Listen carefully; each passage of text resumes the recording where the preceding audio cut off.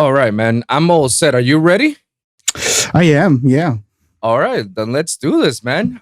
What's going on, everyone? Welcome to another episode of the Lone Wolf Podcast. I'm your host, Wolfson, and today we got a special guest in the building. This guy came all the way from France. That's otro francés aquí in the podcast, and he is definitely one of the recent most up-and-coming bass producers who's coming up in the scene. He just released a remix competition with Dr. Ushuu, who we interviewed last time on the Disciple Records. Please say hello to the one and only Bizo. Let's go!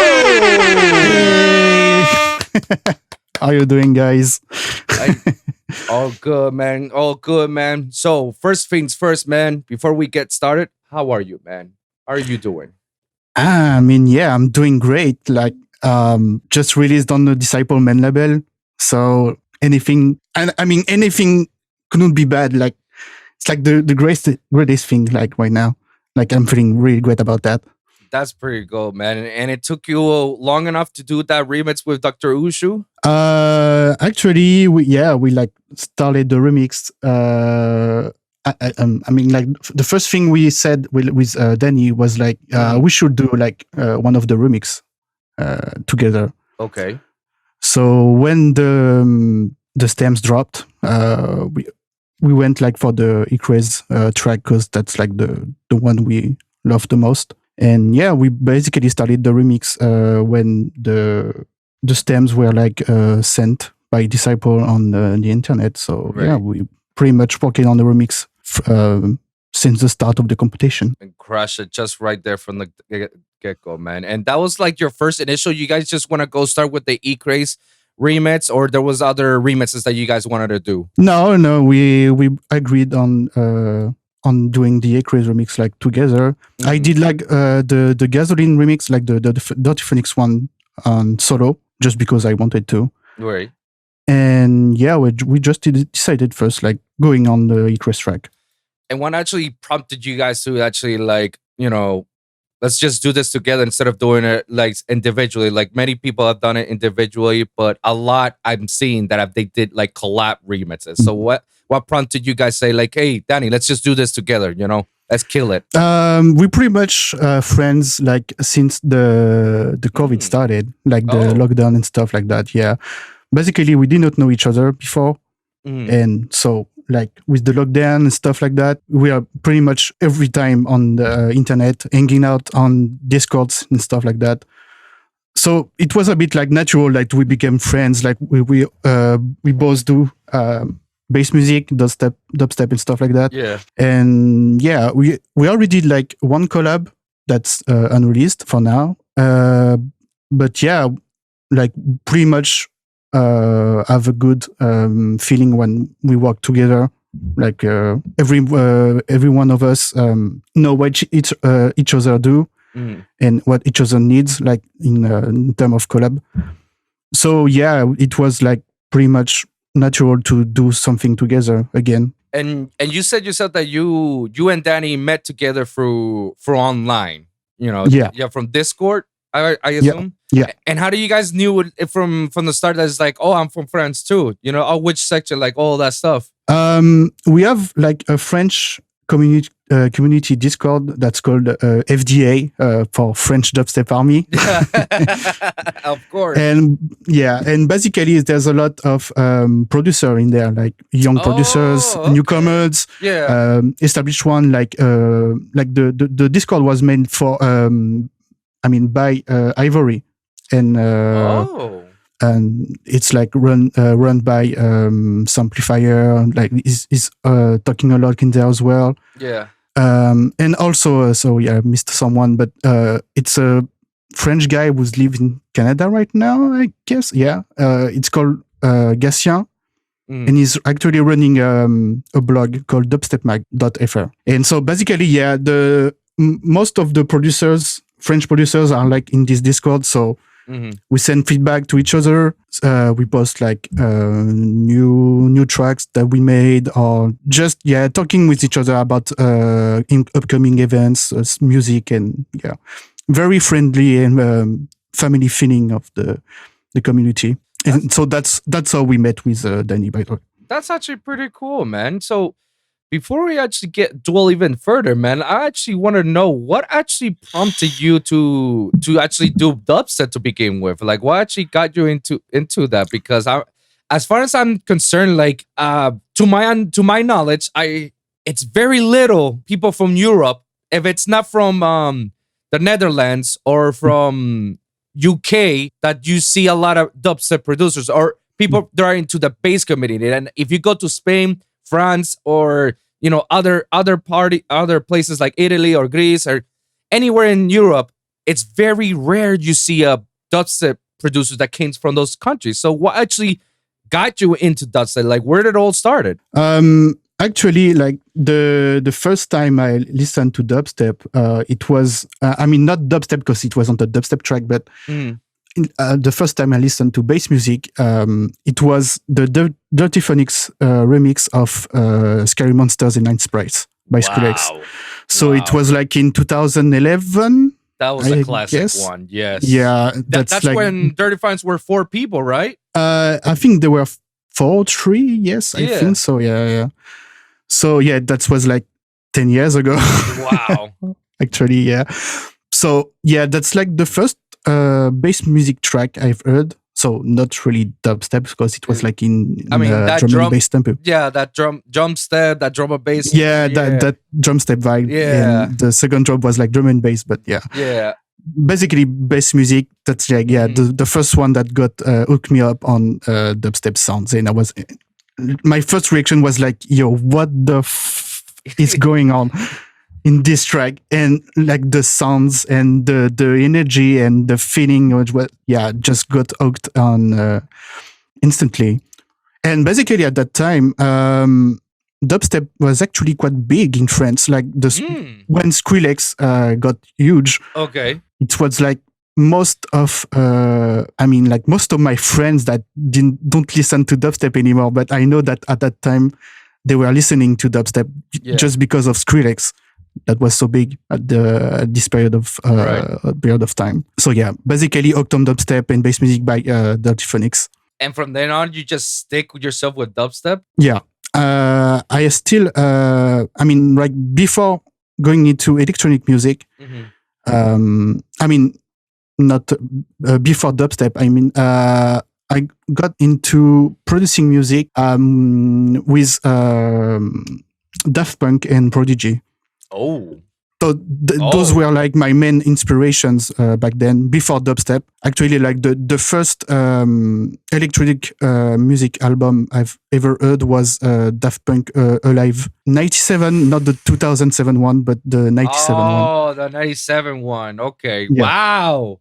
I gotta say that's actually pretty dope because I'm a huge Daft Punk, but I came a little bit later when the Live 2007 came around. So I was just like, yeah, I fucking love Daft Punk. But when you say that night, the previous one, you were really into electronic music, man. You were really into the roots. Yeah, because I already heard some electronic music before, right? So, we got mainstream stuff on the radio that was electronic, but that wasn't quite like the Alive 97 one, because it was so raw. Like, and I knew that it was coming straight from hardware stuff.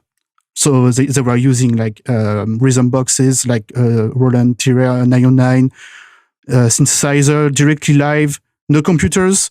Maybe one for the sequencing, but like back then it was very rough. But so that's what actually hooked me up on the electronic music. It was just using machines to do stuff like that live, and I was so it was like I was just slapped in the face. Yeah. And after that I listened to the 2007 one, and I was a fan. I was instantly a fan, and that's how after I discovered the Prodigy. What was more it's more like breakbeat stuff, very harder stuff, I could say. So yeah, that's how I got into music, and also at the same time I started a band which with my friends, which and it's actually still going on right now. Yeah, we've been making music together for like more than 10 years now. That's pretty cool. So the band is still kicking it, even to this day. Even while you're still doing your dub set, you're still doing the band thing. Yeah. I'm playing. I'm playing bass. Oh, I mean, why not, right? I mean, yeah, I mean, I'm a bass music producer, so I'm playing bass. I mean, it makes sense, right? It makes sense. Yeah, little bit under the nose, but it makes sense. Yeah. So is it safe to say that you got heavily inspired by artists that came from France, or just people in general, that it could be anybody? No, it could be anybody. Like, I knew Daft Punk was French, but that wasn't like the first thing that got to me. Like, oh, they're French, they're making good music, but yeah, they're French. No, that wasn't like the thing that got me into the music. Okay. I think I actually learned after that was hooked that Daft Punk were French. So that was like a plus. I was so cool. That was like even more. You take pride about that part, saying like, yeah, of course, like Daft Punk. I know, yeah. So yeah, that's actually really cool to know that. I mean, they're French, so we get something to be proud of. I mean, like, I can name a lot of French producers that are big, like Snake, T'Challa, what's his Mala, right? Mala, yeah. Mala, and that's in the house part. The bass part is like a Ecraze, Erotica, Samplifier, Ivory, Dirty Phonics. Like, France is getting big when it comes to having producers out here, because like I said earlier, before it was like, if you want to know a lot about EDM or bass in general, like, everything's in the UK or the Netherlands, the Dutch, because that's where you get the Tiestos, the Martin Garrix, the Hartwells, and all that stuff. And you get what's his name? Was it Spaghetti, or was it Eptic from Belgium? Eptic, yeah, Belgium, yeah. So you don't see that often on anywhere in Europe other than the coast side of Europe, where you get a lot of it. And France is like right next to UK when it comes to like, yeah, we got a lot of people out here. But do a lot of people in France, do they listen to those guys? Actually, like the bass scene in France is actually quite I'm not saying small, but like, I know that there are just like maybe 2 or 3 cities that got dubstep shows. It's pretty much a niche community right now in France, like compared to the 10 years ago with Skrillex and stuff like that. Right. Yeah, I think the bass community is actually pretty niche. Like, people listening to dubstep, I don't know that much of it's rare. People. Yeah, apart from my producer friends, of course. Right, of course. But yeah, I don't actually know that much of people that listen to dubstep. Yeah.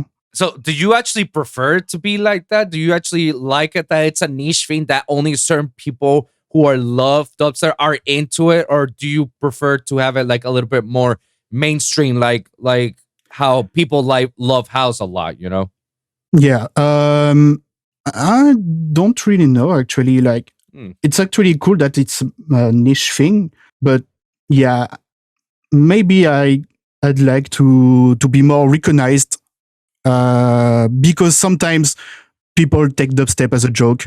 I don't know if you're saying what I'm thinking, but like, oh, you're making gaming music stuff, stuff like that, right. So some people don't take dubstep that much seriously. Oh, it's just like a bunch of noises, and that doesn't mean anything. It's not real music. Like, what are you doing? Yeah, stuff like that. Like, yeah. Oh yeah, I flip the finger to them. Yeah, basically, I had that argument with somebody who was into house. He gets played all the time in Ultra, and I remember early on when I was starting out with dubstep, he was just telling me, like, because I was in the booth and I was putting dubstep everybody, and then he comes out of nowhere.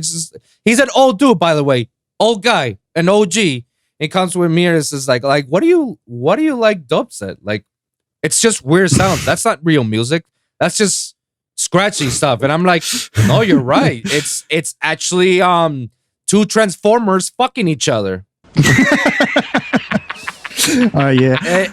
And then he was looking at me like this serious. It's like, no, I'm being serious. Like, dubstep is nothing. And I'm like, it's not like orchestra, shit like that. I'm like, I know. Just like orchestra. Orchestra is not a real thing. Everybody says it's musical, but if you come to think about it, it's all sounds. It just so happened that has rhythm on it, But I shut him up from there to say, like, hey, dude, every music, it comes from sound. Everybody had to come up with some sound. Yeah, totally. Yeah, exactly. Yeah. Like, it just so happens that people like the sound and people like the rhythm of the sound. So sorry. Yeah, just the feeling of the track. Like right, exactly. Dubstep is have an ambience to it.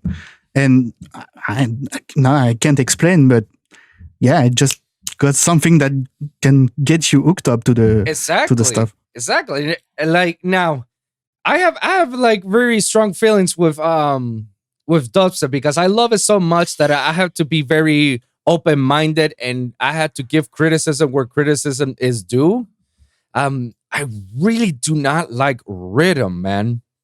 I really and it's not the and I'm not talking about rhythm that people from Disciple do, but if we're gonna put someone from there, like the rhythm that does murder, infect, sudden death, that whole same pattern, like for 16 bars, I cannot do it. I call rhythm as the techno version of dubstep. Yeah, okay, I can see that. So like, I don't mind if Virtual Riot does rhythm and does like throws a little rhythm and it has like a little growl or something different that allows me to know that, oh yeah, there's variety. But if you keep me the same thing over and over, I sometimes have a problem because I feel like that's where I feel like there's no creativity. It's just the same thing over and over. And I don't even know when they actually did change the track. I'm like, oh, wait a minute, this is another track? It's like, yeah, bro, this is like the 5th track. I was like, we're down to 5 tracks already? When did this happen? How did this change? What? Now, I ask you, do you feel the same thing? Or you're just like, you know what? I'm okay to do whatever I feel like to do, Yeah. Actually, at first, I didn't really like rhythm as well. Okay. I mean, like producing rhythm is not my thing as well, too. Mm-hmm. But listening to rhythm, like in a set, like in a club settings with a big sound system, I think that's where it takes sense. Because like the most of the time when I'm listening to like I was listening to rhythm like with my headphones at home. I was like, yeah, man. Going to my first dubstep show and hearing rhythm on the sound system, I was just like not blown away, but you just okay, just feeling the vibe. Like, oh, it's very simplistic, but I think it works well. Like in a set, maybe not like a full set of like 1 hour of rhythm. Yeah.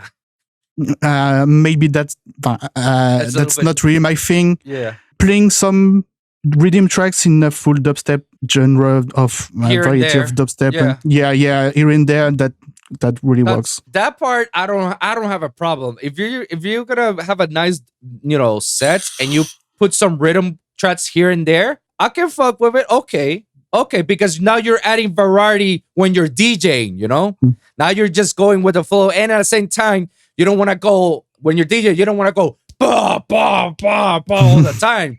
Give a little bit of breathe, and that's where you put the rhythm then, because that's where everybody calms down a little bit. It go like, oh, okay, calm down, and then work our way up. I have no problem. Yeah, put some rhythm in there to have that breathing room, but I'm with you. Like, I cannot do a 1 hour thing, because at that point I'm just like, all right, I'm getting the fuck out of here. Like, I'm already bored. I'm about to go to sleep or some shit. Like, I don't even know if this is the same song or not. It's just like, oh my god, no. Flashbacks, man. Flashbacks, I tell you. Yeah, but I mean, like, it's just a matter of taste. Like, I know that some could listen to that like for an hour, and I respect that. Like Hey, just I respect that. Like I don't have a problem with people listening to like everybody has their yeah, same. weird thing to listen to their music. Some may call it weird, but for them it feels like home. You know, it feels unique to them. I don't knock that out, man. Like, hey, kudos. If that's what makes you happy, go for it, man. I Mhm. cannot listen. I cannot be like you and listen to it for 1 hour. I cannot. But yeah, everybody has a right to listen. And as a producer, everybody has a right to do whatever you want to do, like produce any music, you know? Yeah, Like exactly. like if you're dubstep and all of a sudden you want to make rhythm because everybody's doing rhythm, like do rhythm. You want to do trap, do trap. Do you want to do house? Go. I mean, Do us like if you want to make like a just 1 hour of the same loop, just go for it. Like yeah.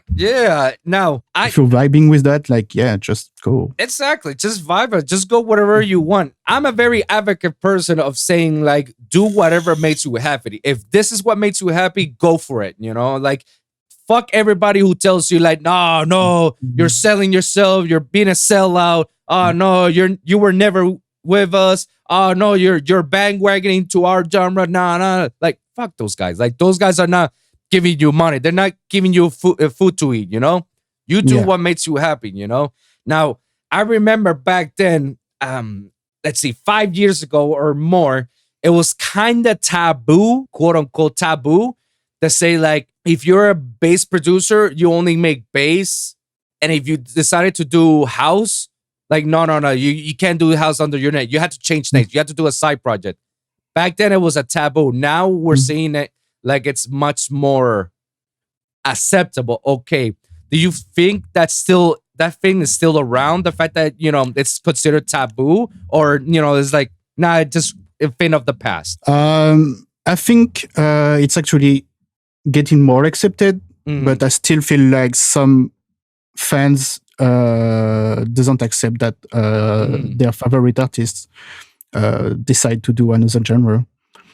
Like I've seen some like put a name of which artist, but I heard some house music like from dubstep artists. It was great, and you check at the comments and you see some shit like, nah, go back to dubstep, dude. Like, nah, that's shitty. Right. Just comments like that, and you see that, and you're like, don't listen to the track, okay? But Don't respect the artist choice. Exactly. Like, if he want to make house, like let him do house. And yeah, I feel like it's getting more accepted, but yeah, it's still pretty taboo, like for some of the people out there. Yeah. You see, like, I feel like the one person I can name of, and Jesus, like every time I name his name on the show, people believe that I'm a simp for this guy, but really, he's one of my he's one of my closest friends. You know, it's like nitty gritty. He's one of my closest friends. We went to school together. Like everybody in the podcast are pretty sure they're tired of listening to talking about him, but it's the fact that like I use him as a perfect example because most of the conversations is like, well, look at this guy. You know, like he's changing the game. Like nitty gritty before he started out with trap, and then little by little he started to evolve himself by doing dubstep, and then starting to do house, and then he has his house project side piece, but he also on his sets he still does everything: future bass, house, dubstep, trap, and they all go hard, you know. And I feel like he wasn't the first person to change the game, by the way. Like no, but he was definitely like one of the pioneers of changing the narrative of saying like, why is it that I have to do just dubstep? Why can't I just put a little bit of trap in it? Why can't I just put a little bit of future bass? Why does it have to be dubstep? Like, no, let me do what I want to do and just go for it. And now look where he is. If you listen to a set of his, it's like everything is so like there, like every great genre of the EDM is, and you listen to it, you're like, oh my God, this is good. This is good, you know? Yeah. So I feel like the first person who jumped that was probably Skrillex, going back to him. Because remember, we all know Skrillex for what? For Scary Monsters, Nice Sprites, First of the Year, Equinox, and another bunch of stuff. And he did his whole career just doing dubstep until he started switching a little bit more to the house scene. And now he became all house. Now he's all house. Once in a while, he throws a dubstep here and there. But now you go to a set of his old house, and even his label now also lies now old house, which at the beginning was just old dubs that are all around bass or around. So I feel Mhm. like that he's one of the first people who just like, yeah, I know I'm big, I can do whatever I want, and just does it. And even still, Yeah. people still get criticize him, for doing it. And I tell us like, as an artist, don't you think you, as a fan of an artist, don't you think you want your artist to evolve to do something bigger and better? Yeah, I mean, like I like when my favorite artists try new stuff. Mm-hmm. Like let's say, for example, if I say I don't know, let's say Dolby Phonics, like they know Yeah. for dubstep and drum and bass. Yeah. If they like release like a new track, but it's like a different genre. Mm-hmm. I mean, why not? If it's good, like let's it's- go. Like Exactly. If it's good, it's good. yeah, of course. Like I'm not like close to dubstep only. Like I like all. I mean, I'm open minded. Like I like all sort of electronic music. So yeah, I'm pretty much open minded. But maybe for someone that like very big fan of dubstep, that like listen to 95% of dubstep, maybe that's why they're like, yeah, man, why my favorite dubstep artist making a new genre? Maybe they feel like betrayed. I don't know. But I feel like also that it's more accepted doing other genre when you really do that like at the start of their career. Like for example, you release like your first dubstep track, but let's say like the next months you release an house track and then a trap track. Maybe like if you show already that you're doing like other genres at the start of your career, it feels like maybe more accepted to like you do other genre. Yeah, compared to an artist like making dubstep for 10 years and then just switch into house music. Yeah. I mean, that was Skrillex' move, I don't think people will be very accepting if Excision ever does that. Yeah, but I mean, like, can do whatever he wants. At this point, yeah, he can. Yeah, like it's so over the top. Like he can do what the fuck he wants. like he has his own festival shows under his name. Like he has his own production, his own visuals. Like he does collaboration with everyone. His own label, Subsidia. Like okay, like are you you mean also like Subsidia is Excision, right? Subsidia is Excision. Yes. I was referring. I was referring Excision to the whole time. Oh, okay. Yeah. No. I switched name. Yeah. No, it's just yeah. So if I ever see that Excision all of a sudden does house, the internet will break. Yeah. Excision making house? Never. Never. I think himself, he knows that it would break the internet. So I think if he want to make house, he's just going to do a side project or something. Right. Damn, what could be his side project? If he ever has a side project, well, I mean, he already has Destroy with Downlake and KJ Swaka.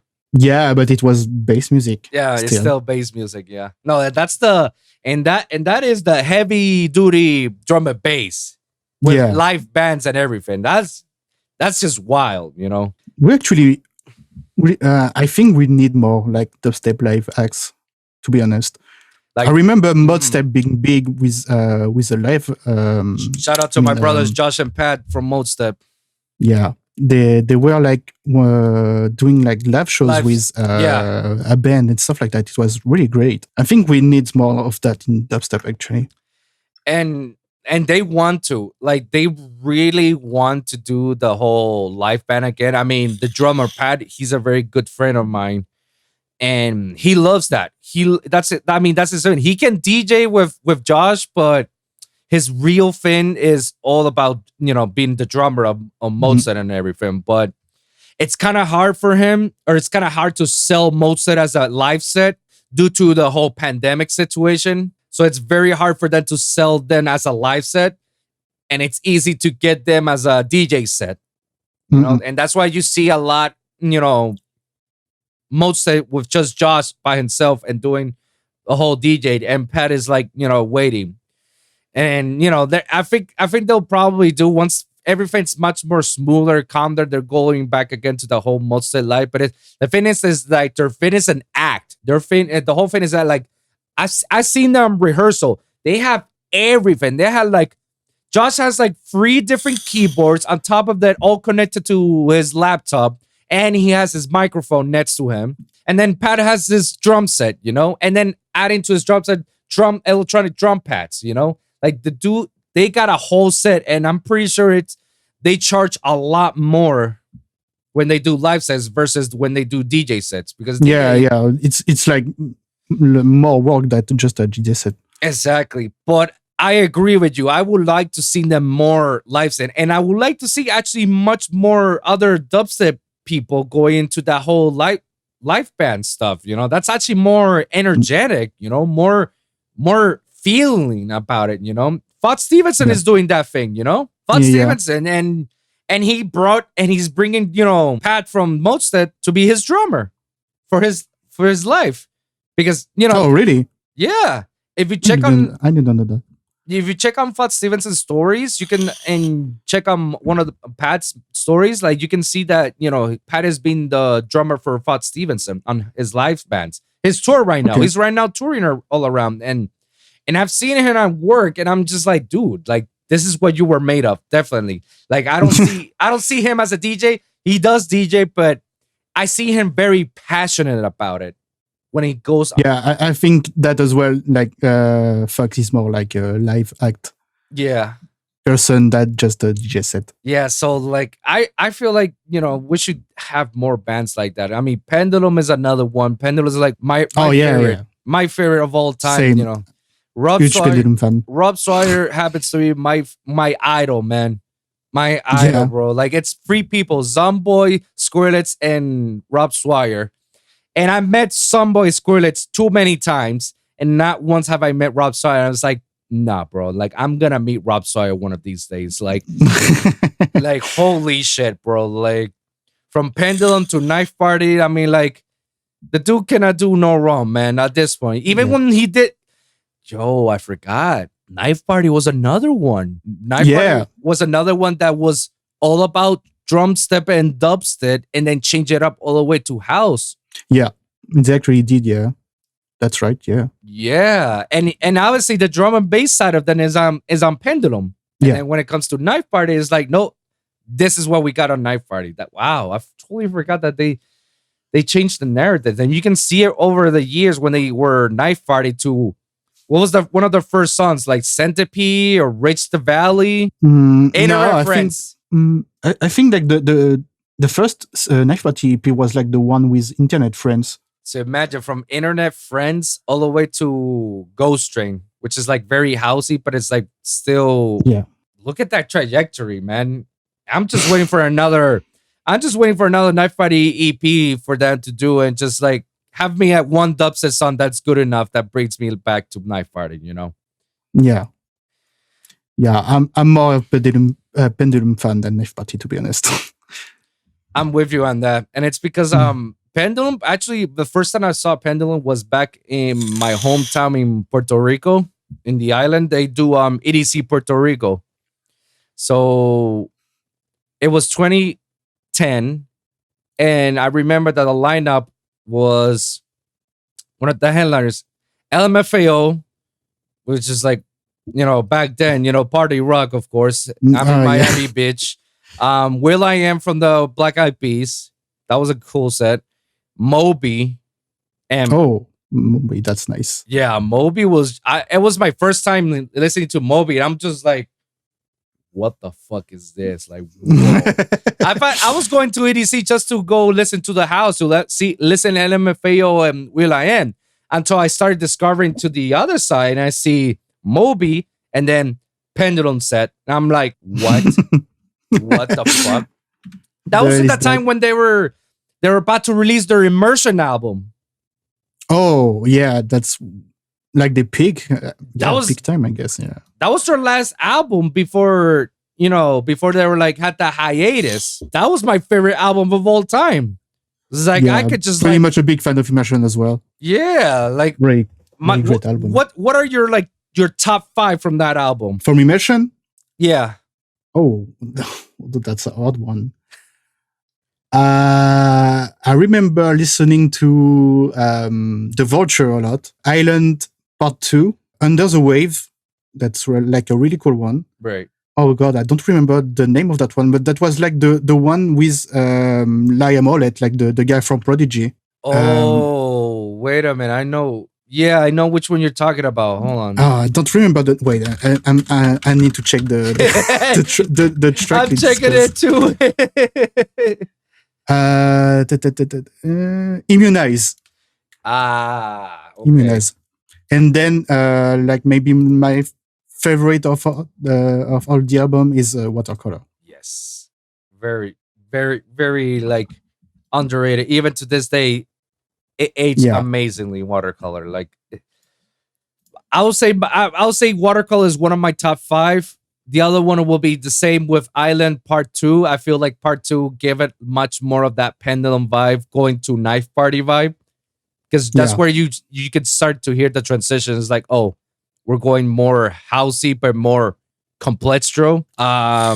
Witchcraft is definitely my favorite. Like, oh yeah, I forgot about Witchcraft. Witchcraft is amazing, man. And I know that song from beginning to end. And Crush. Oh yeah. I mean, I can choose 5 songs. Sorry, but it's all fucking good. It's one of those albums in which like you could just press play and listen it from beginning to end, and you'll be like happy, and that's it. Yeah, and Encoder, what a final for like an album. Oh wow, so good. Yeah, I can choose any track basically. Yeah, that's like fucking great album. Now, from the last EP that they just recently released, what are your thoughts behind it? Like the is it called the Driver EP? Yeah, I don't remember. Yeah, it was the they named it like Trinity EP or something like that. I don't know. They had the Driver, Nothing for Free, Come Back Alive, and Out of the World, Come Alive. Yeah. What are your thoughts about that EP? It was okay, to be honest. Like it was like classic Pendulum, but I didn't feel like that was something like breathtaking compared like to Immersion. Right. It was like classic Pendulum, but just classic Pendulum. It's a great EP, but that's not like my favorite. Right. Compared like to Immersion or Audio Color. Now, do you believe that sometimes when these artists hit like a hit album that's like one of the best, do you believe that they cannot go above that anymore? Like that's just as far as they could go, and that's our threshold. Like if you do another project and you didn't measure up to Immersion style, that you let us down. Do you feel like that? I don't think like they can surprise us anymore. Actually, maybe they will do something like even better than Immersion. We don't know. But I feel like Immersion is like a very high threshold. I mean, it's Pendulum. I'm sure they can like surpass that threshold and do something like even greater or better, like whatever you can say. So basically, like just like you say, like when you hear the EP, were you expecting it to be like Immersion high level, or were you expecting it like, oh, okay, cool, let's see how good it is? No, I didn't expect like to be like Immersion level, to be honest. It's like the first EP they released after the big hiatus. So no, I wasn't like expecting like something that big. Maybe show that they're back. Just they're back, releasing like a couple songs, and just saying okay, we're here, but we're gonna maybe do like one more album. I'm pretty sure like some tracks of the EPs are like leftovers from Immersion or stuff like that. Maybe not, really? But maybe I don't know. That's an interesting take. Do you want to elaborate a little bit more about that? Because I got something to say, but go for it. Because I know that some like not saying like especially in dubstep, but I know that some rock bands are releasing songs like 20 years after they were composed. That's something that's not unusual. So I'm thinking maybe that's one possibility that Pendulum like released songs that were made during immersion but didn't make the cut for the album. So maybe like Rob reopened the project again. It was like maybe we can do something with that. Or I mean that's something that happens a lot actually. Like I know in dubstep as well. Actually, some producers releases songs maybe 2 or 3 years after they were made. I know that some of my friends released songs like 2 or 3 years after they were actually made or started. Like maybe not in the final version, but like they had the idea, like started working on it like 2 or 3 years prior to the release. And I'm happy that you're actually talking about this, because people actually don't realize that when some of these artists actually release a song, to them it's like, oh my god, this song got released, this is dope. What they don't realize is that song has been working for a year or two, or something.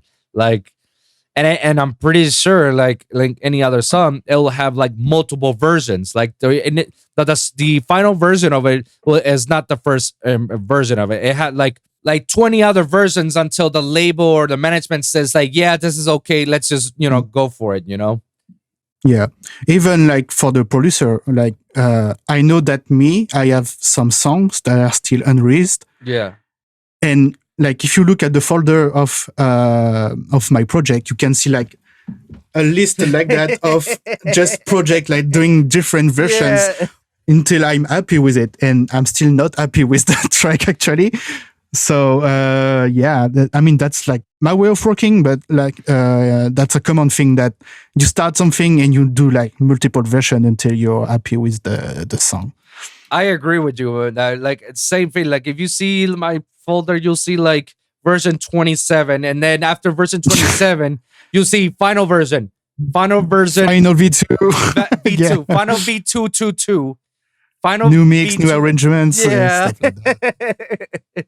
Yeah, but people don't realize, and people assume that we're just like blind. This is how it is, and that's it. Like no, like not the first version is not always the first version.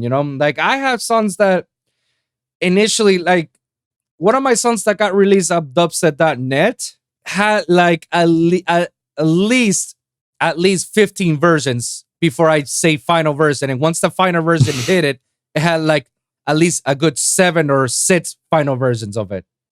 Yeah, and then that's producer struggles. Yeah, and as us producers, we're never finished.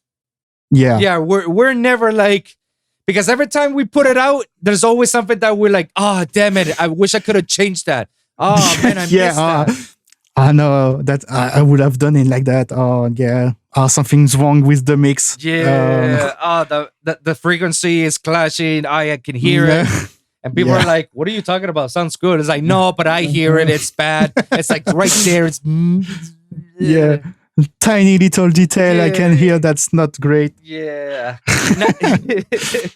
Now, how often do you actually come across that? Like, how often do you actually say, okay, that's it, I finished the song, no more? Actually, I'm a very how's the word? Like not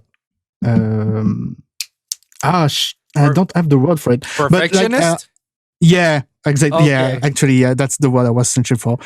I'm not releasing a song until I'm sure like there's nothing more I can do. Or if I'm like frequency stuff or mixing stuff, that's where that's the point I know that I'm like overdoing stuff. Right. And that's actually good that I'm in a group of friends that know how my track sounds like. Yeah. Usually. And they're like, no, bro, you're just overthinking stuff. Just stop. Your track is done. You're good with it. And you're like, yeah, maybe you're right. Maybe I'm just overdoing stuff, and yeah, the song is actually done. But yeah, I'm a perfectionist, and I actually love going into like tiny little details into the track. Maybe if I'm just the one that hears the details, but I feel like even if people don't really hear them, that's part of the feeling of the track. Like if that tiny little detail weren't there, it's not gonna be the same. Like would totally change my vision of the track. I mean, like how I feel the track and stuff like that. Right. Maybe people don't see that sort of stuff, but yeah, that's something I'm maybe overdoing. And say like once you actually get it done, like what do you think is like your process? Like how long does it take you to say like I'm done? Does it take you like a month? Does it take you 6 months, a year? Like when do you believe that it's like all right, done, that's it? Actually, yeah, that's not like the that doesn't happen every time. Like I have some songs that I've released that I've made like in one afternoon. Oh, that like a one afternoon, and that's done. Like the song is done. I was feeling really inspired, and yeah, the song just done. And sometimes I just working on a track like for 1 year because just because I'm not really happy with the sound, and I'm just like maybe just because I was doing something like working on a sound, particular sound or particular mix or some tracks, and like maybe overdoing stuff. And then the next day listening back to it again, I was like, I should have done it like that, or that's not better than the last version. So going back to the mix and doing something different, sending feedbacks, sending a track to friends for feedbacks, and they're like, nah, it would be better like that. So yeah, sometimes it can take longer to finish a song. Sometimes it could be an afternoon. But the time when I think the track is finished, it's when I'm starting to like the song, like it's just a finished product. Like you have everything in it, background stuff, everything is done. I think it's finished when I'm just thinking maybe I could change that sound to, or just like moving a tiny bit of automation stuff, like just doing that on the grid. Nah, that stuff, that's just useless. The track is done. Just stop working on it, and yeah, just let the track be like it is. Now let me ask you something. Like when you're in that situation, like you know that when you started like making a song at that point, you know, and you got inspired because of XY reasons, like you heard the song and now you got inspired. Now you're making and da da da da. Depending on how what the time frame is, is there times in which you feel like then I should have released the song already because now it feels outdated? Yeah, I actually have some unreleased tracks that I wish was releasing. I could have released earlier. Yeah, because now when I listen back to them, maybe to like an audience ears that won't be outdated, but when I listen back to it, that's I was like using old ways of producing. Like I know that I could have done that stuff much better since I learned new production techniques or stuff like that. So I'm maybe like feeling outdated because just because the way I used to work, because like the track is like 2 years old or maybe something like that. Yeah. But maybe to someone else it would sound good. Just the way I see it, I'm not happy with the track anymore. So yeah, it happens that I have unreleased music that maybe will never see the light of the day. Yeah. I hate when that happens too, because I had my whole career was based on that. Because the reason why I say it is because at when I was starting up, they were telling me it's like, you know, you want to get released at, you know, these labels like Disciple, Never Say Die, Cyclops, like Cannibal, like all these labels, you know, give them a music catalog. That's what they told me back then. Make a music catalog. Don't just send them one song. Send them like 3 songs, or send them like one song, and they say if you guys want to hear more, you have at least a catalog, like 10 songs or something like that, 20. It was very hard for me because I'm not a musician, so it takes me a while for me to get the right keys for certain songs and get the right notes and the right melodies for it, so to make sure that it's like, okay, dude, Second, I work on the weekends all the time. Back then, I used to work on the 12-hour shifts, and by the time it was like my weekend, like Monday, Tuesday, or Wednesday, I tried to make music, but it was just like I'm so exhausted, too tired. I just like blown away, and I just like, all right, I'll just make a few, and that's it. But by the time I'm done, I've only made like 5 songs, and by that time, those 5 songs are already like feeling a little bit outdated. And it's like, damn, should I really release these songs? Yeah. Should I send it over to these labels? Do they want it? It's like, nah. It's like I had that same situation, man, and I learned from it. And today I will say to people like, hey, just release songs. Just release them. Don't if you feel like a song is not gonna get picked up by a label, or you feel like it like you don't want to waste time with this song, like that's the perfect way. If you feel that you have a song that you don't want to waste time with it, and you really want to release it because it's perfect for the moment right now, and you feel like it's not gonna be aging well if I release it later, release it right now. That's the best way to do it, and send it over to artists, to other artists. Like give them a nice email or DM them. Be a nice person and say, hey, how you doing? Would like to have a feedback from you. If they fuck with it, they'll be like, oh shit, yeah, I want to play it. Yeah, or even release it. Like you did not expect like that such a label could release that track. Yeah, I agree, man. Do you have that problem, that situation problem when it comes to, trying to get a certain amount of music catalog so you can release it at labels, or you feel like that you never had an issue from that? Like releasing, like sending tracks to labels, that's what you said? Yeah. Like, do you have the same issue in which is like, oh, like I have this music catalog, but I feel a little bit outdated. Should I revamp it, or should, Oh, okay.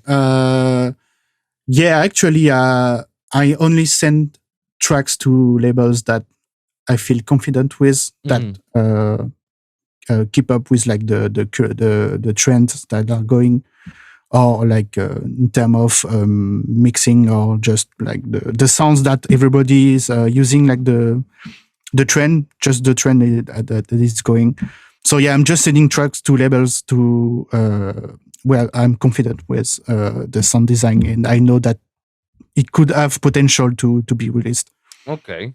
What's your experience when it comes to sending these demo submissions, man? And like, what do you feel about it? Like, how much often have you got any of these rejections per se? I mean, yeah, I got I got a lot of rejections, but I'm okay with that, because you just maybe you didn't target like the right label for it, or even if a label doesn't want your song, that doesn't mean your fans will dislike the song. So why not like put it as a free download, or just like release like a self release, like on your SoundCloud or your Spotify and your Spotify or stuff like that. So I don't like. I mean, being rejected by a label could feel like as a failure, but in reality, it's not, because maybe like they like the song, but it doesn't really feel like the label's needs, or like the trend they are releasing the songs. I mean, like the songs that the label release right now, like your track doesn't feel with the rest of the catalog.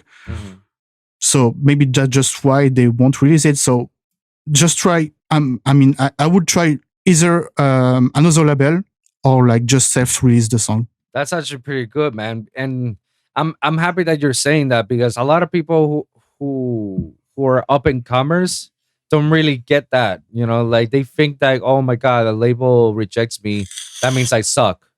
That means my music is not good. And I'm not ashamed. I used to think like that back then. But now I feel like I don't give a shit. Like I'll just release my song and that's it. I'm happy. If you like it, you like it. If you don't, you don't. That's fine. But I can feel like the sense of rejection. But people need to understand something. It's like, it's probably wasn't meant for them.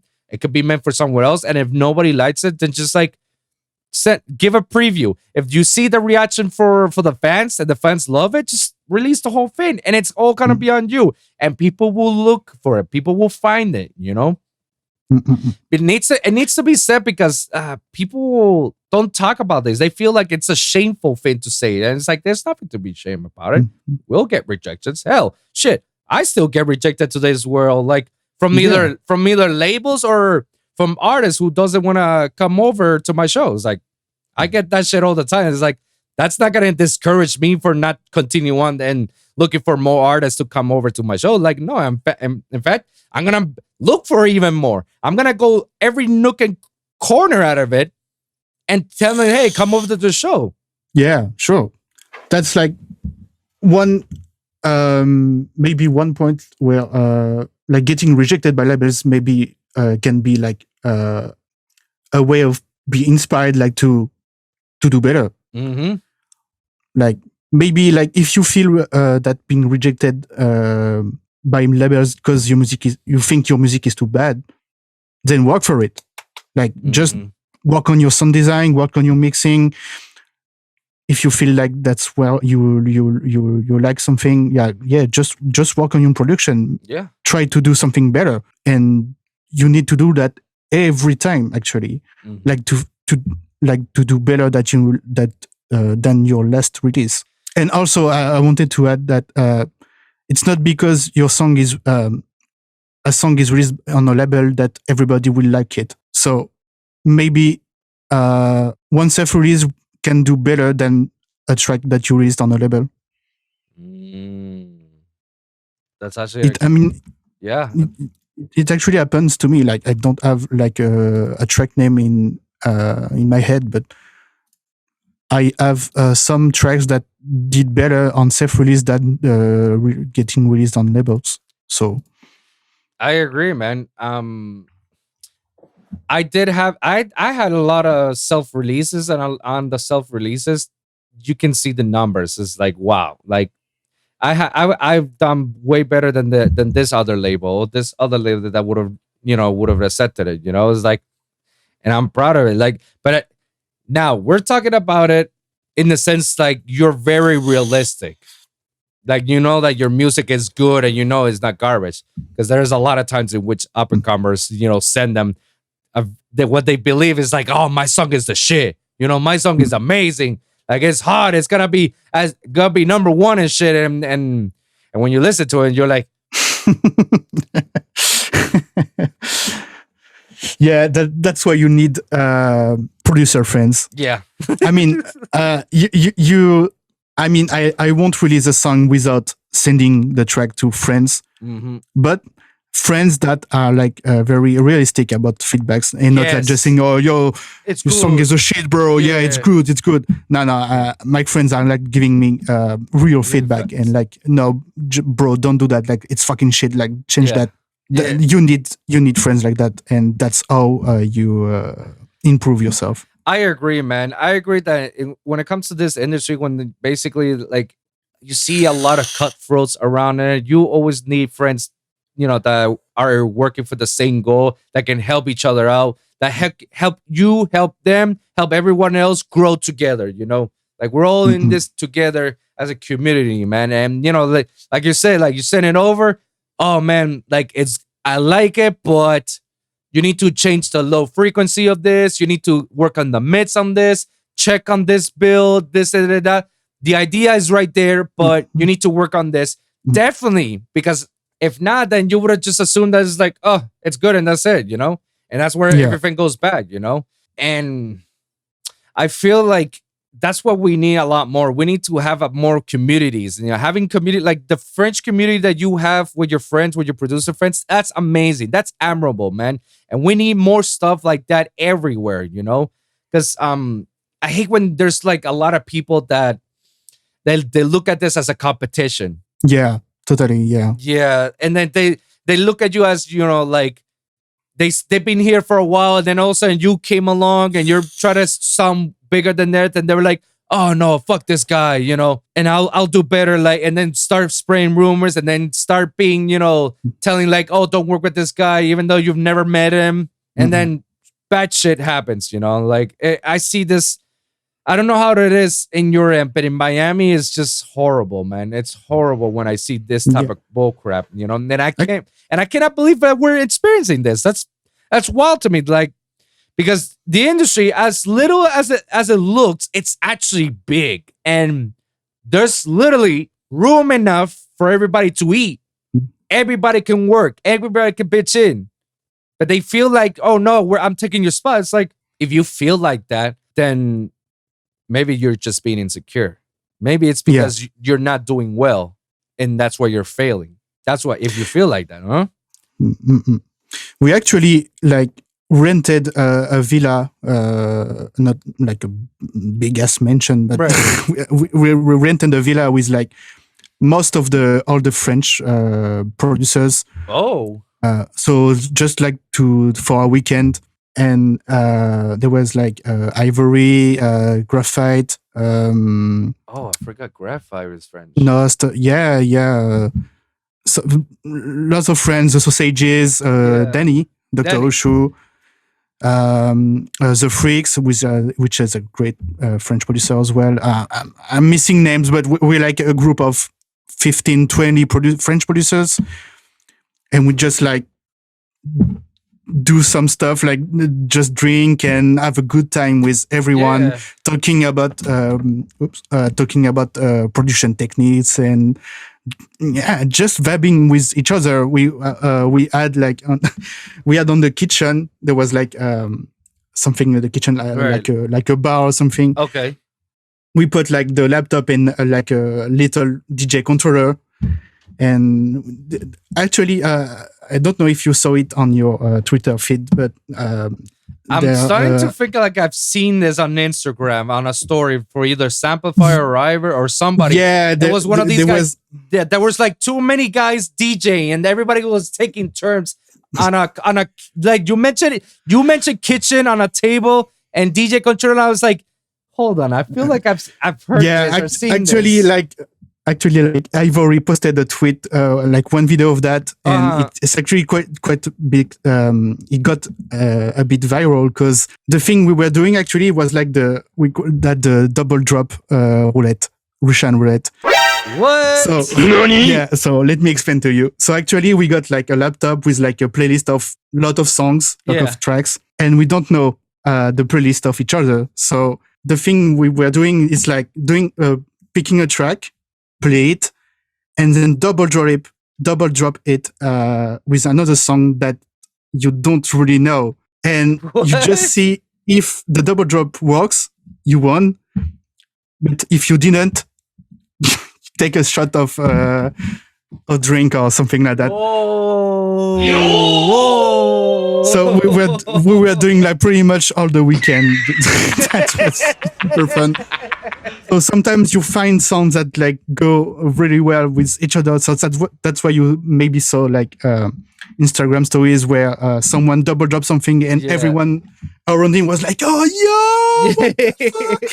So that's why we were like really happy when someone double dropped 2 tracks that he didn't know and that works, and we were like, "Woo!" when someone double dropped a track 2 tracks that were going with each other, and so that's one of the game we were doing like together, like for the in the villa, like for the whole weekend. And I mean, we all producers, we all releases on labels, some not, but like we don't care. Like we just friend with each other. We having a good time together. We're talking about each other production techniques, and we just sharing knowledge like together. We're not like having a competition. And like I know that, for example, I know some bigger artists that were there, like Samplifier or Ivory. Have like 50,000 of followers, but stuff like. But that doesn't stop them to be like who they are.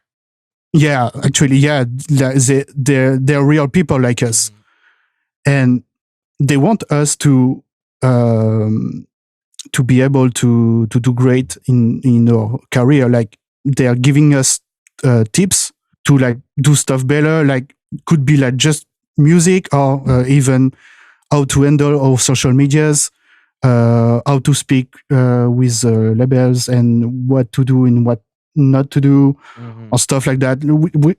Yeah, just to say, basically, all the French producers share their own knowledge, and yeah, there's no real competition between us.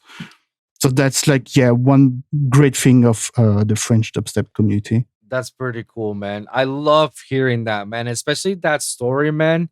That just brings me a lot of joy because you guys are having fun. You guys are doing something that you all love. You're passionate about it, and Yeah. you're sharing it. And like you say, like having those big guys like Samplifier and Ivory and those guys in it with you guys, they're very humble. They know where they came from, the roots, and they want to help the below them to grow together. That's very admirable. Mm. Not very a lot of artists who are established don't do that often.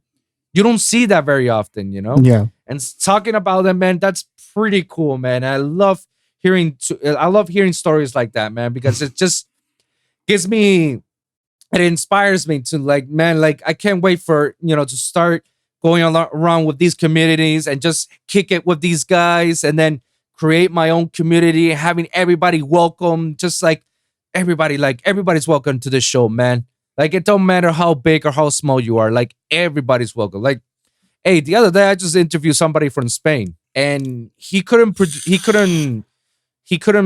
was very trouble for him to speak in English. So I just like, hey, fuck it, let's just do the interview in Spanish to make him feel welcome.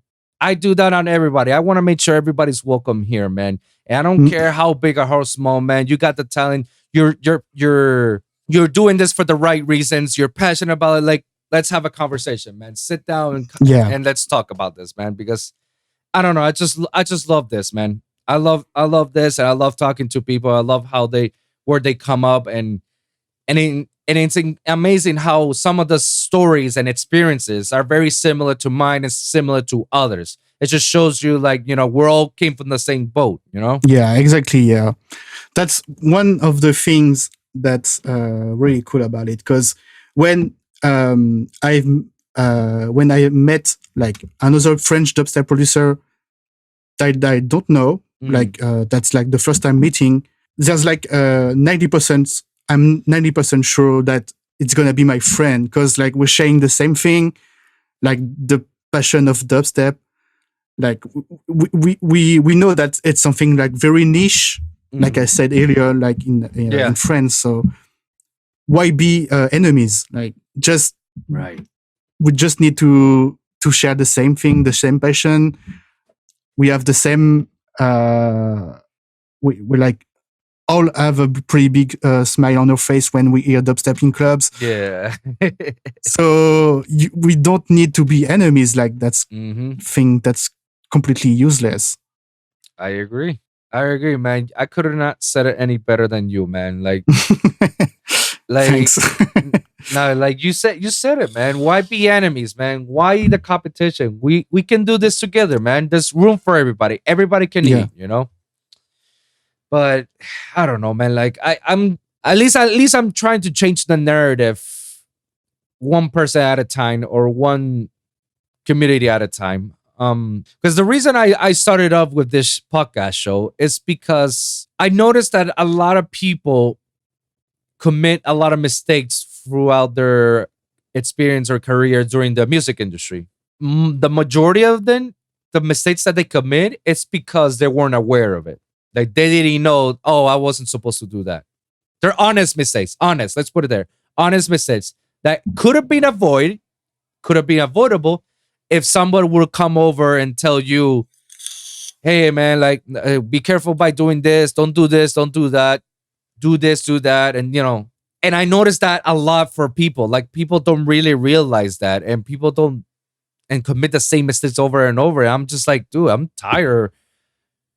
I'm tired of seeing this, bro. Like, why do we have to why do we have to see this? Why is it this a norm? Like, this shouldn't be a norm. This shouldn't be normal. No. There should be somebody out there, like bigger, established, whatever, to guide them. There should be somebody out there, because, hey, like, shit, like, I wish there was somebody who would have told me like, don't be a promoter, just stick be a producer from the start before I became a promoter. I could have just stopped being a promoter and focused on my music, and probably my music would have gone much more longer than what it is right now. I wish somebody would have told me that early on, but nobody did. I was trying to find this out by myself. I was trying to put my name out there to get something, you know. But and now I still see the same things, and I'm like, nah, bro. Like somebody's gotta say stop, bro. Like, come on, we cannot let this shit happen over and over. And this is why I started the show, because I want to talk about these certain areas, talk about some of the stuff that we normally cannot talk about it, or we don't talk about it because we don't have anybody to talk about it. So like, let me be the voice, you know, let everybody know. It's like, hey guys, just be careful when you're doing this. Maybe it's unavoidable for you guys, but if you do get it, at least you know what to do next. You don't just sit around. It's like, oh man, this sucks. Like, no. You just like, you know what? It happened. Now I know what I gotta do next. Blah, blah, blah, blah, blah. At least let me be the voice of reason, you know, give people, the next generation, guidance. Yeah. Let them know, like, hey guys, I'm here for you guys, you know? My favorite quote: a wise man learns from his mistakes. A wiser man learns from other people's mistakes. True. I'm trying to be the wiser man in all this, as much as possible, because throughout my career, I learned a lot of things that has happened, not just only to me, but my friends all around, even established friends that I seen that they get screwed over for certain things. I see that, and they tell me these stories. I'm like, damn, then you're right. We could have just like avoided that by doing this and that. I want my audience, my followers, my viewers to be wiser men than me. Because I want them to know these stories, these experiences. And when I sit down and talk to artists like you and like Danny and others, big and small, medium, it don't matter. Sit down and have a conversation so we could talk about this. And you may learn something new. I may learn something new, vice versa. We're all learning this together. And somebody from the audience might actually learn something from base of what we're talking about. And they'll be like, oh shit. So all he did was just this, and that. It's like, damn. All right. So now I can do this. I could definitely do this. That I don't have to think about this, and that. I don't have to be the promoter and they selling me the dream that, yeah, you're going to be playing with Skrillex and shit like that. Like, no. You got to avoid that shit. You could just do this and that. Then hence the whole show started, man. And now I continue on, man. This is my whole life right now. And that's another thing, what I like about it. You know, I just like talking to people and hearing their experience. And hopefully somebody who's listening to us can learn something from it. If I can change one man or one woman, if I could change somebody today and help them in some way or shape or form, that's already fulfilling for me. Yeah. And same. That's like me when, even if I just have like one listen on one of my tracks, if that guy liked it, then that's cool for me. Like, yeah, someone liked my music, even if it's just one person. Like, let's fucking go. That's one of my my thing as well. And I love it. I love it, man. I love having the fact that, you know, if it only takes one person and that one person becomes 10, that 10 becomes 100, and then 100 becomes 1,000, and so on and so on. You just need to change one person and it will spread out. Everything's going to make sense afterwards, man. Exactly. That's what I love about it, man. That's what I love about it.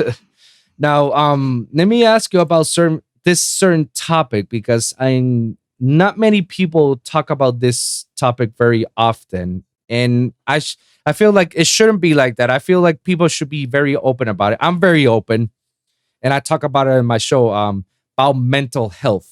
What are your thoughts around it, and have you ever experienced something that you feel like you're being mentally fatigued or exhausted on certain topics or certain things? Like, have you ever experienced it? Like, tell me something about it.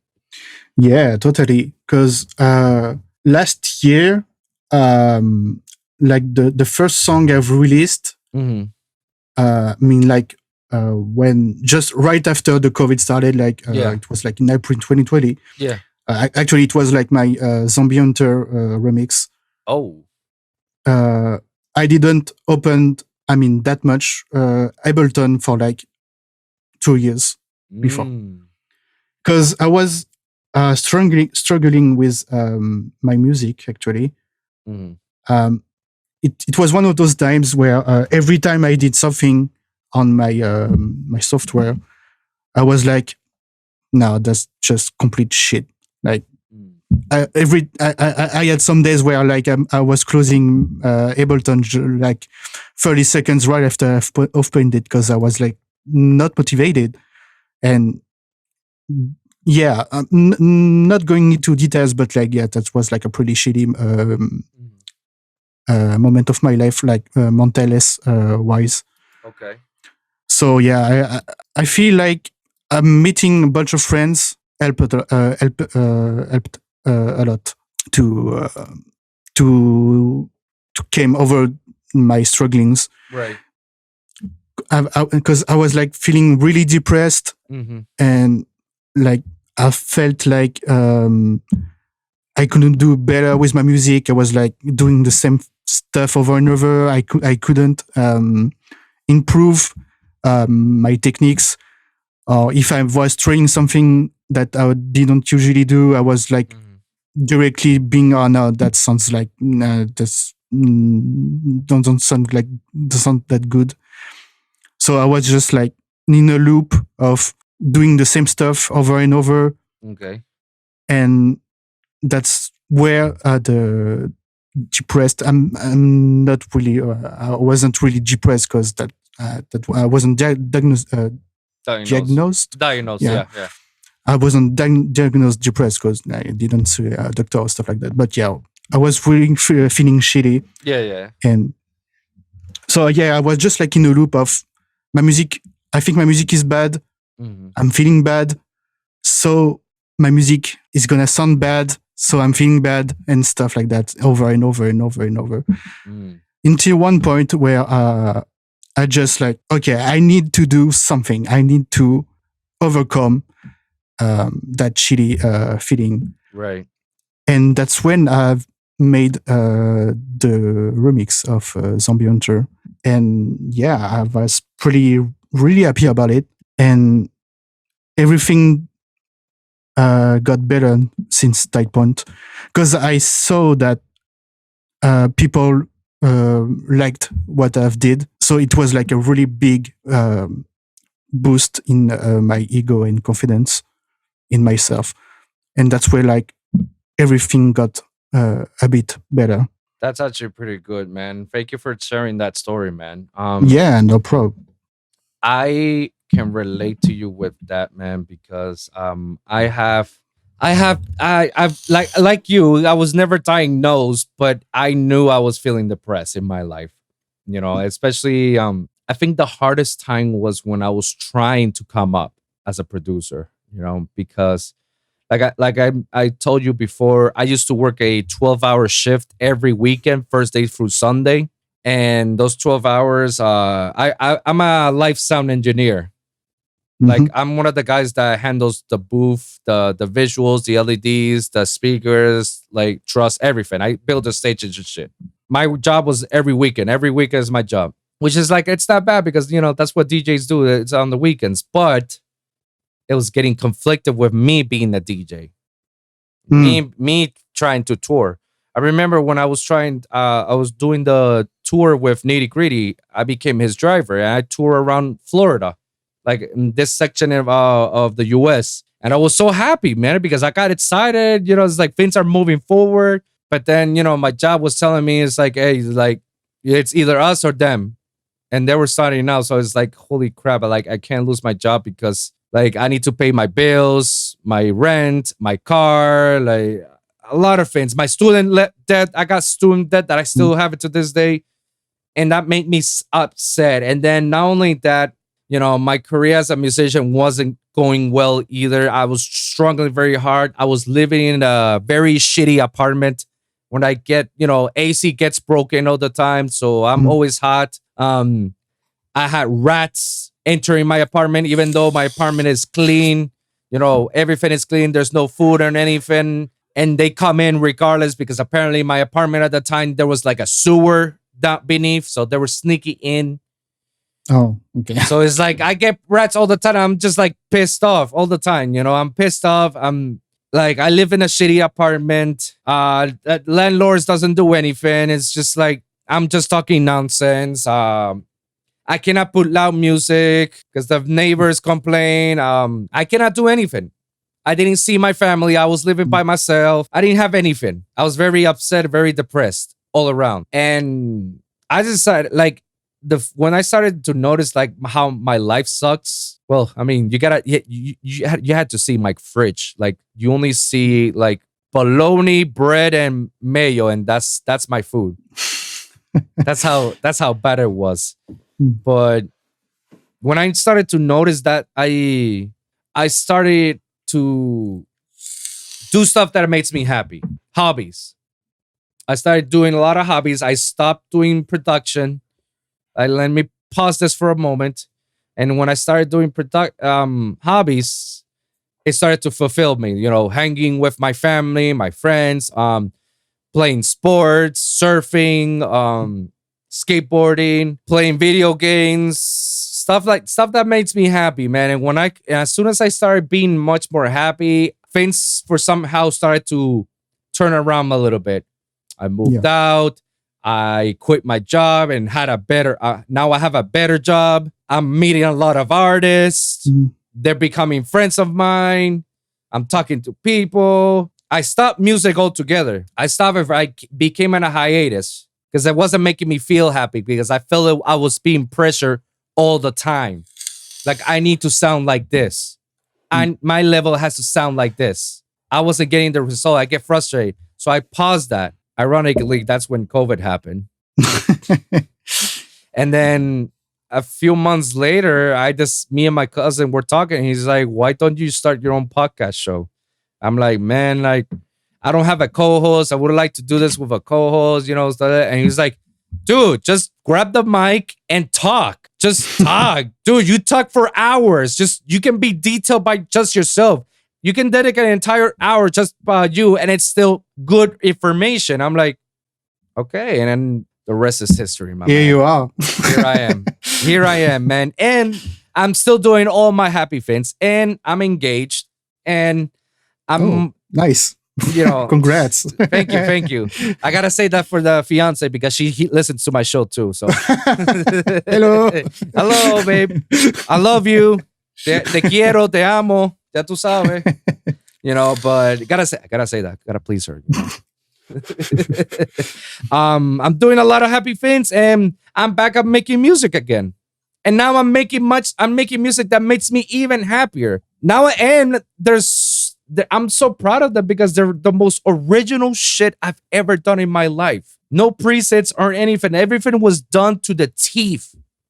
Everything. If it wasn't for my friends, with their sample packs that they were sending me over or splice, and then me learning how to sound design, resampling, all this stuff, it felt like wow, I discovered a whole new world. Like, why the hell people are still using presets?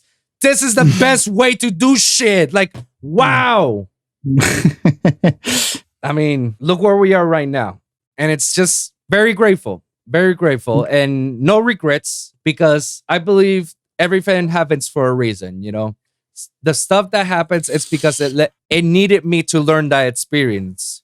It wanted me to feel it so that way I can talk about it and let the whole world know what it is and what it's like. I talk about this a lot, and I ask a lot of artists whenever we get a chance about mental health because it's important, because you never know when somebody's going through. I mean, look at what happened to Io, man. Yeah. Rest in peace to Garrett Lockhart, man. That guy was a sweetheart, man. When I met that guy, he was a complete sweetheart. The guy was amazing. He was very humble, and you never knew that he was just like very fighting his demons. You never knew because when you talked to him, he was just so energetic and so happy. But apparently, it was just all a facade. Happens a lot, sadly. This is why, once in a while, it's always good to check up on your people. Let them know it's like, hey, you doing okay? Gucci, man. That's good to know, man. That's good, bro. keep Yeah. at it, man. Keep at it. Hey, whatever you need, I'm here. Mm. Give me a call, give me a text, or whatever. I'm here. That's what it's all about, man. That's what it's all about, man. Now, let's shift the gears a little bit so we don't be a little bit more depressed with this topic because I know it's very deep. But I do want to talk to you about your creative process when it comes for you to start your own project sessions. Like, what is it that you start in all this? What, like, do you start from the intro, then work everything up? You start from the drops, you start from drums, just sound design. Like, what is your creative process? Most of the times I start with a drop because I feel like that's like the main part of the song, Okay. like the peak time of the whole track. So yeah, and also like the thing like most people are checking, like when they're listening to the song, they're more like interested by the drop rather than the intro, sadly. Yeah, I'm starting with the drop when I have an idea, like just like a basic rhythm or like a basic sound in my head. I try to replicate the idea to on my DAW, or in that case Ableton. But that's not like every time. Like sometimes I could have an idea for like an intro or something, or just have a melody or just like basic chord progression in my head. So I start with that, and then I do the drop later. But I find it easier to start with the drop, and when I feel like the drop have a certain vibe, I can do an intro going with that same vibe. I feel like that's a lot easier for me rather than starting by with an intro and then doing a drop. And what about when you're doing collabs? Like when you're doing collaborations, like who goes first, and how do you tackle whatever they send you back their version? It really depends with the producer I'm collabing with, because I'm more of a guy that likes to make the other guy collabing feel home. Okay. In certain way. Like if someone I'm collabing with is let's say a FL Studio user, I'm more like, hey, okay, I was an FL Studio user before switching to Ableton. Okay. So if you want, either you send me stems or you can send the project of FL Studio, and I'm working on FL Studio.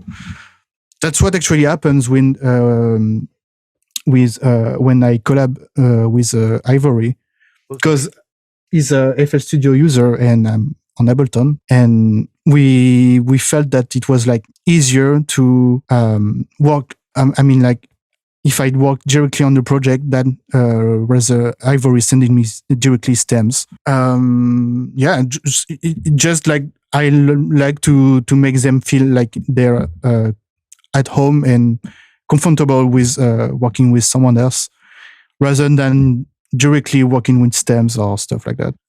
But yes, sometimes when I feel like it needs to, I like to lead the project. Like, okay, maybe you could do that, or I could do the mixing if you want, or just stuff like that. But yeah, it really depends with who I'm working with. Okay. Now, in the situation where it comes to writer's block, do you actually believe in writer's block? Like, do you actually get it and it's like you're stuck, or you don't believe in that? No, I actually do believe in writer's block. That's like, to be honest with you, like I did worked on something like last night, but that was like the first thing I did in like in a week or two. Okay. Because I just didn't have any ideas, or just like didn't feel like producing.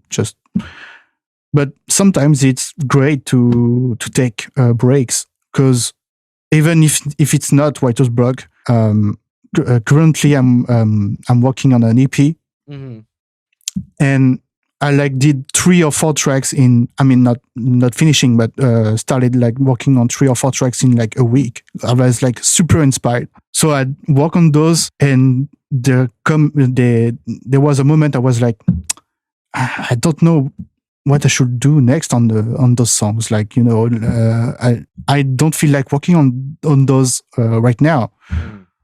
So instead of forcing myself to work on those, I prefer taking a break, like do other stuff like playing video games or hanging out outside with my friends, or not too much because of COVID, but like playing video games or just like taking a walk, be with my family, just doing other stuff than producing. I feel like it helps a lot with getting inspired.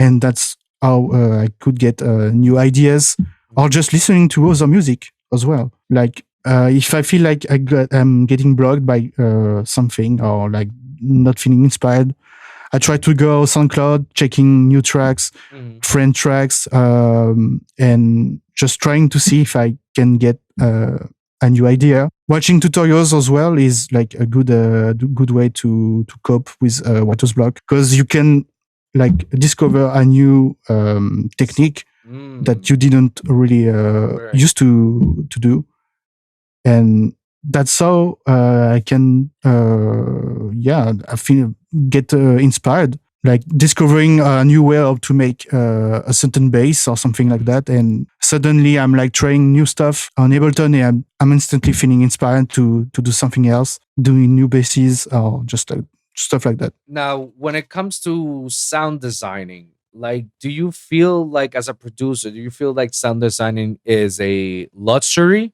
or a necessity? I feel like it's not necessary. I mean, if you're just making music by yourself, like with no plans of making it your job or like trying to get somewhere, I feel like it's not a necessity. But if you wanna get like stand out amongst a lot of producers, you need to have your signature sound. So you have to do your own sound design. Yeah. Now, I ask this a lot to every producer out here because it's funny because everybody has a different answer. Most of them can coincide to say like, yeah, it is a necessity, but to a certain degree. Yeah. So I always want to hear everyone's experiences, because obviously when you ask this question to a house producer, obviously the house producer is like, not really. Like for them, it's for them all they need is just a sine wave and loops, and that's it. That's their house track, you know. But for us as bass producers, we need to stand out from others. You know, we need to make sure that our sound doesn't sound like someone else who has already done it. You know, we need to shift the narrative of it, which is very hard. It's hard as it is, you know, because there's times in which you're trying to make a sound and you feel like, oh man, I'm the only unique one, and then all of a sudden you hear a song, it's like, oh shit, somebody did it. Yeah. Yeah. It's like I'm hearing Samplifier going on the infamous. I love this song from him. Well, I love a lot of his songs. Berserker, the one that sounds very Viking. Oh my god, that shit is amazing. It's like holy shit, and in my head it's like, Dan, I wish I could actually done that too. I wish I could do some like a Viking drop, but no, I can't anymore because that's Samplifier. That's his thing, you know. Yeah. Have you ever tried it, or that Viking drop? No, that's not my stuff. I like Samplifier stuff. I do love his tracks, but yeah, that's not like something that's a part of me. Like I try to produce with everything that inspires me, like all around me. Right. And Viking stuff is not really my type of stuff.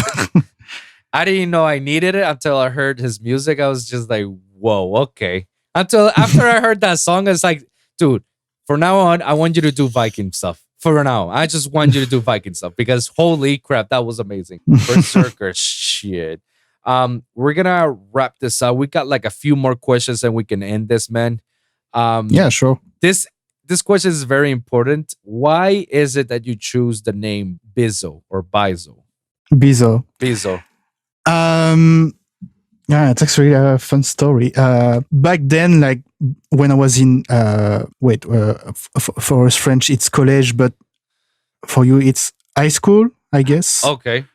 I was like 10 or 11 years old. Yeah. Back then, I don't know if you remember, but there was like Windows Live Messenger or MSN, I think it was called. Yeah. So just like IRC chat or something like that, if you want. Back then, you had to choose a nickname, Right. and my grandma used to call me Bizo, Bizo. Bezo, Bezo. Yeah, Okay. Bizo. Like Jeff Bezos. Yeah, basically, yeah. So that's like a nickname that my grandma used to give me, and Okay. so I tried to. At first, I put like that as a nickname, and I thought like as a young kid, I went, nah, that's what my grandma calls me. I need something else, and I just replaced the E by a I, and suddenly, for some reason, like every one of my friends started to call me Bizo, just like because that was my nickname on internet. Right. And that's something that stuck to me like for years and years now. So that was like in evidence to choose that as a nickname for my music project. That's actually pretty dope. I like that. What has been your greatest accomplishment? Ooh, as a musician, It could be music wise, it could be personal life, both, general. Yeah. I mean, like my biggest accomplishment in life are related to music. So, nah, I mean, like I got to collab with one of my favorite artists, so like Ivory. So that was like a big thing for me. And before that as well, I managed to get released on Disciple Roundtable. That was for like the nights of reinforcements. Right. Oh, I've heard your music on the round table. Yeah, it's called Trouble. Yeah, it's on Reinforcement Volume 2, and that's like my first big label release. I've already released on label before, but that's like the one of the biggest labels in the dubstep community. Absolutely. So yeah, I was like, what's like already an accomplishment for me. And then I've managed to get booked at Rampage. Oh, yeah. Now we're talking. Okay. Yeah, that's like that was like last summer for the Rampage opener.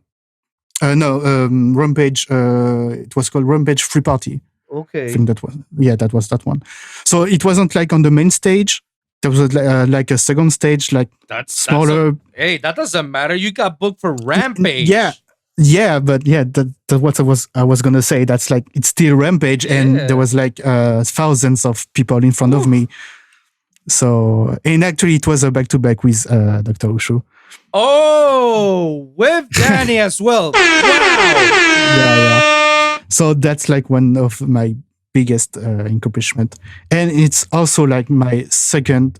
It was my real second DJ set. Like the first one I've did was like in private party sort of stuff. Yeah. So, just so a few people are around the house, but yeah, that was like something pretty small compared to other events. But yeah, like you could say that's like my first real DJ set was like at Rampage, actually. Wow. So yeah, and I should have played the Rampage at December. Like, it should have been like the start of the month, but COVID stuff. So I'm gonna play to the next one, like the one happening in March. Wow, that's cool. That's pretty cool, man. I mean, how does it feel to actually play in Rampage? Like, at first you're like, yo, what the fuck? and then you just be on stage and you play your music and you see everybody vibing with your music, and you're like, I've done something good with my career. That's pretty cool. I mean, hey, releasing on Roundtable, collabing with Ivory, those are pretty cool things to say, man. Yeah, and then the remix on of course. Now you think like, Disciple has taken a look at you. Are they gonna have they ever contact you or ask you like, hey, send over music to us? No, sadly. But yeah, let's put it out there. Let's put it out there. Let's say, hey, disciple, check this guy out. Let's go. Yeah, I mean, we'll see. Maybe in the future, we don't know. But I like that. I like that, man. I like that. So, what are you currently doing right now, and what do you hope to accomplish by it? Like I said earlier, I'm currently working on an EP. So just working on some songs right now. So maybe let's try to release that on a big label and Roundtable. Let's go. Let's go. Hello, I'm here, guys. Hi. He won your contest. Come on, guys. Give it a shot. Jeez. And yeah, what I'm trying to accomplish next is trying to get booked to shows. Like maybe try to make my music project like as my main job. That's like a dream. So dope. That would be really cool. Yeah. Dope. One last question and we can wrap this up, my man. Let's just say that you're walking down the streets of France. Mm-hmm. It's night. All of a sudden, a UFO comes out of nowhere. It lands. Okay. It comes to you and they come out, aliens pop in and they say, Bizo, we need your help. We need your help because you and only you can help us. So come over to our mothership right now so we can do this. But they say, like, we don't know how long you're going to be with us. So before you leave, here's a piece of paper. Write 3 pieces of advice that you'll give to someone. What are those 3 pieces of advice? I didn't expect that question. 3 advice for someone who starting music? In general, music, yeah, anything. Don't release music like right away. Because you're obviously starting music, so obviously you're not that good. You have to think to know that you're not a great producer like right off the bat. That's something you need to work on. So before releasing music, do some couple of tracks for you. Try to discover how everything works. Like why a sine wave is sounding like a sine wave, for example. Like try to understand what you're doing and try discovering all the techniques that you think could be useful. But yeah, learn your stuff before saying you release music. Yeah. Another advice: try to be part of a community of music producers. Yeah. Because I did that. I mean, like when I started doing music, I wasn't part of a community right away, and actually that was like a bad thing to do, because getting a group of friends that doing the same stuff as you, maybe like the same level or maybe a bit better than you, like a greater producer, can help you moving forward and like teaching you how to do stuff, and just like helping each other. Right. That's like really great. Like instead of just be by yourself and trying to learn by yourself, actually can ask other producer like for tips and just how to do stuff and be helped with, or just in return like help them to do other stuff. And last advice, I don't really have the one actually right now. Maybe don't be afraid to not follow the trends. I'd say, because you have to find your own sound. Like don't try to follow like the trends right away, and just do music that you love making, even if it's outdated or just something that isn't topping the charts or something like that. just do your own stuff. Do what you like and don't necessarily follow the trends. That's pretty dope. Coincidentally, that was the motto for my audio school that I went to. It was like, don't follow the trend, become the trend. Exactly. You need to put your sound and work for it to be like the trend. So I wholeheartedly agree with that, man. That's how you stand out from others. That's how you become much more smarter. That's how you become much more diverse and create new stuff. That's when you get more creative. And then before you Exactly. know it, people are like following you now and they're like, see, I started this. Now, well, we're going to end this right now. Bizo, thank you very much for coming to the show, man. It was an honor and privilege for you to come in. And Thank you for having me, dude. No, thank you for taking your time of your busy day, man, and coming over to the show. I know it's like late over there, but thank you very much. It's just 10 p.m. Don't worry. I'm a night owl. That's fine. It's only 10 p.m. That's it. Before we go, plug yourself out. Let the people know where they can follow you and also what they can expect from you in the future. So you can follow me on SoundCloud, Bizo or /BizoFR. Same on Instagram, BizoFR. Facebook and Twitter. Same thing, BizoFR. And for the future, expect new music. And when COVID is over, more shows. Absolutely. I hope. Yep. Let's go. Hope this happens. Bizo, once again, thank you very much for coming in.